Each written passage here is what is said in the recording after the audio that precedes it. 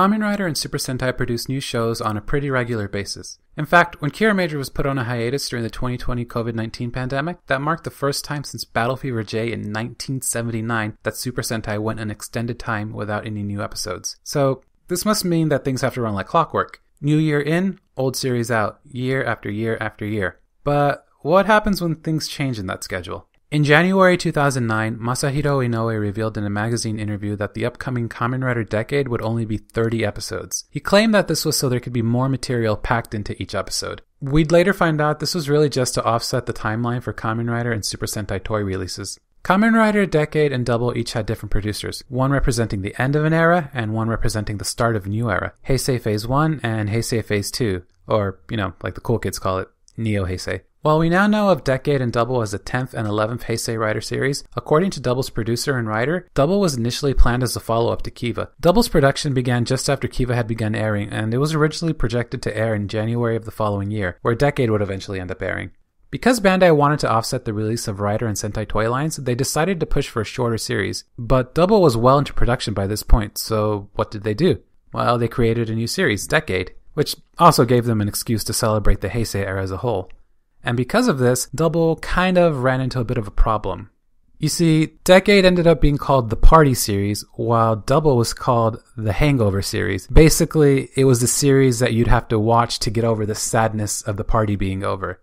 So, they had some expectations on their shoulders. Hideaki Tsukada of Geki Ranger and Deca Ranger fame was brought on as chief producer of Double early on in January of 2008. Although he had worked on Sentai before, this would be his first time as a writer producer. So the first question in Tsukada's mind was, what does it actually mean to be a Kamen Rider? This led him to Ishimori Productions, where he talked to Hideaki Tajima, who had actually helped bring Ultraman into the modern era with Ultraman Tiga.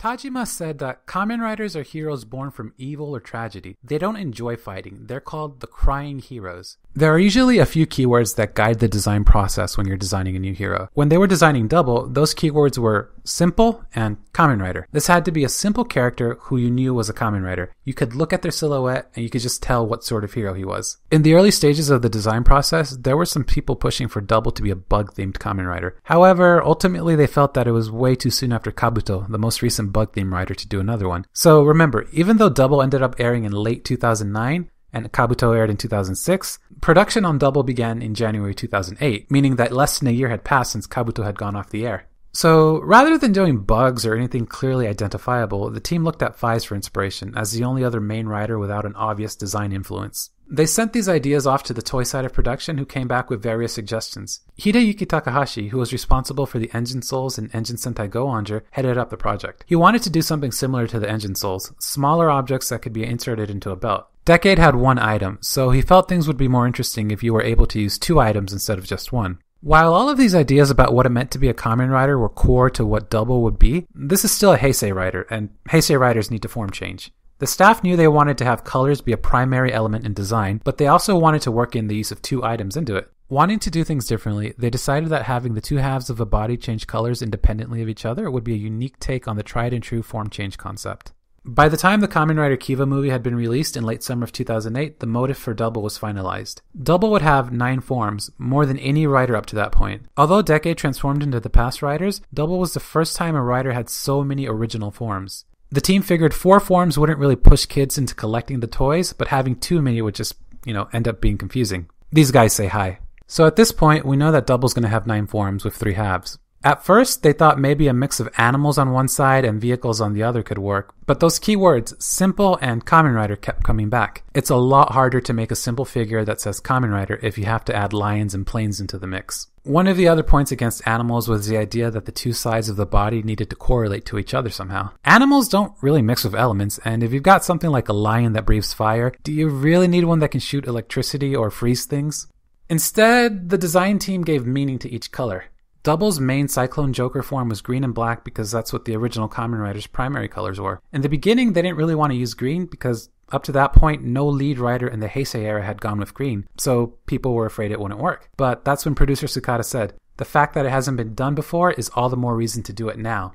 Back when Go-Onger was still in the planning phase, the team wanted the collectible gadgets to be smart keys that could interact with the changer device in a more robust manner, but they weren't really able to figure it out in time. They brought this idea back with Double, bringing up the idea of USB memories as something that could fit the motif they were going for. Daisuke Kobayashi, who had been responsible for Faiz, Hibiki, Kabuto, and Decade, was also the lead designer on Double. His design philosophy for the series was bringing traditional elements into the modern era. You can see some of his ideas just by looking at the suits. The original writers had what is known as the Crusher Jaw, that little pattern on their mouthpiece. Producer Tsukada wanted the Crusher Jaw pattern to be on the helmet itself, but Kobayashi felt that it would have looked a little too old-fashioned, and instead he insisted the pattern be used throughout the entire body. This also helped Blendmaster, the studio that makes the physical suits, in creating the designs, as it was easier to work the joints for the arms and legs into the suit this way. Blendmaster made different models of the head, each playing up different ideas that had gone into the design process. The central idea was to keep things simple, so the head itself doesn't have as many colors as your usual Rider helmet does. When he saw the final design, Tsukada was extremely happy with what they managed to do. He said, "Of all the Heisei Riders, I think this is the closest to the originals in silhouette. It has everything you would think of when you think Kamen Rider. Anyone who looks at that design would immediately know that they're looking at a Kamen Rider." Up to this point, Kamen Rider often used a regular stable of riders, with the most prominent names being Toshiki Inoue and Yasuko Kobayashi. To further signify the start of a new era for Heisei Rider, Tsukada brought on Riku Sanjo, who had primarily worked in the realm of manga before. The two had met when Tsukada was working on Maji Ranger in 2005, and Sanjo had become interested in tokusatsu ever since. Sanjo was most known for his work as the writer of the Dragon Quest manga, The Adventures of Dai, and Beat the Vandal Buster. He also had some experience writing for Toei as the head writer of the 2005 Gaiking reboot series. Kamen Rider Double played itself as a detective and crime genre show. Sanjo wanted to adhere to this by having various cases be brought to the Narumi Detective Agency, with a sort of breakdown report or reflection on the case from Shotaro at the end of each case. Another element thrown into the series to help it stand out was its setting. Up to this point, Kamen Rider shows were all set in fictional versions of Tokyo.